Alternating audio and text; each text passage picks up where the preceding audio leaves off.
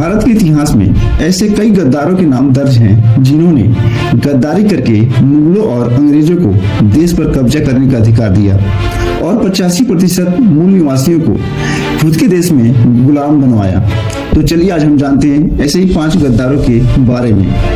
वो 16वीं सदी का आखिरी साल था। दुनिया के कुल उत्पादन का 1/4 माल भारत में तैयार होता था। इसी वजह से इस मुल्क को सोने की चिड़िया कहा जाता था।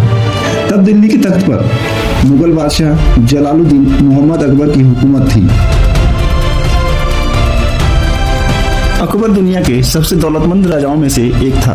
वहीं दूसरी तरफ उसी दौर में ब्रिटेन गृह युद्ध से उबर रहा था। उसकी अर्थव्यवस्था खेतीबाड़ी पर निर्भर थी और दुनिया के कुल उत्पादन का महज 3% माल वहां तैयार होता था। ब्रिटेन में उस वक्त महारानी एलिजाबेथ प्रथम की हुकूमत थी। यूरोप की प्रथम शक्तियां पुर्तगाल और स्पेन व्यापार में ब्रिटेन को पीछे छोड़ चुकी थी।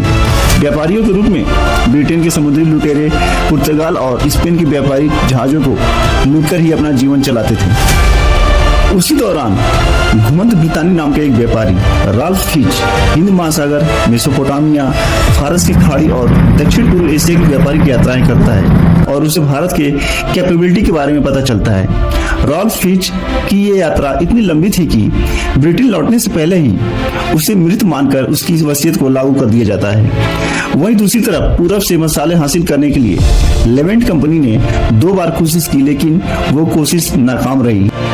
भारत के बारे में राल्फ फिच की जानकारी के आधार पर एक दूसरा व्यापारी घुमंत सर जेम्स लैंकेस्टर सहित ब्रिटेन के 200 से अधिक प्रभावशाली और व्यावसायिक पेशेवरों को इस दिशा में आगे बढ़ने का विचार आता। 31 दिसंबर 1600 को एक नई कंपनी की नींव डाली जाती है और वहां की महारानी से पूर्वी एशिया में व्यापार पर एक तरफा राजी कर लिया जाता है। इस कंपनी के कई नाम थे, लेकिन इसे ईस्ट इंडिया कंपनी के नाम से जाना जाता है। ईस्ट इंडिया कंपनी के आने का ऐलान कर दिया जाता है।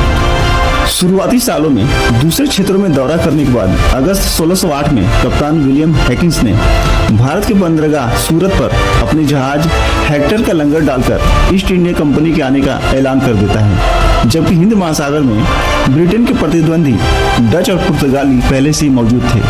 तब किसी ने अनुमान भी नहीं लगाया होगा कि ये कंपनी अपने देश से 20 गुना बड़े भारत के 1/4 हिस्से पे शासन करने वाले हैं। तब तक बादशाह अकबर की डेथ हो चुकी थी, जो कि ईस्ट इंडिया कंपनी के आने से पहले भारत देश का शासक हुआ करता था। उस दौर में संपत्ति के मामले में अकबर से बड़ा कोई नहीं था। केवल एक ही देश टक्कर दे सकता था और वो था चीन। चीन का मिग राजवंश ही राजा अकबर का मुकाबला कर सकता था। मिग राजवंश चीन का एक शाही राजवंश था जिसने 1368 से 1644 ईस्वी तक शासन किया। यह राजवंश मंगोल शासित युआन राजवंश के पतन के बाद बना था। मिग राजवंश को चीन के सबसे शानदार राजवंशों में से एक माना जाता है। मिग राजवंश की स्थापना से पहले मंगोल नेतृत्व वाले युआन राजवंश 1271 से 1368 तक शासन किए। युआन की संपत्ति का स्पष्टीकरण में हान के लोगों के खिलाफ संस्थागत जातीय भेदभाव होने लगे। हान लोग चीन की एक जाति है।